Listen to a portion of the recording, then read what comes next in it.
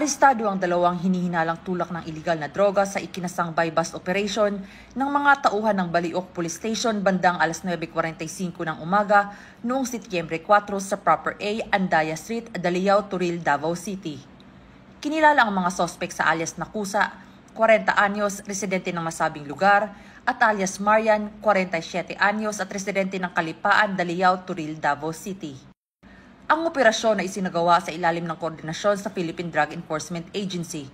Umabot naman sa kabuuang 12.46 grams ang nakumpiskang droga na tinatayang nagkakahalaga ng 84,728 pesos. Ang mga sospek ay nahaharap ngayon sa kasong paglabag sa Republic Act No. 9165 o ang Comprehensive Dangerous Drugs Act of 2002.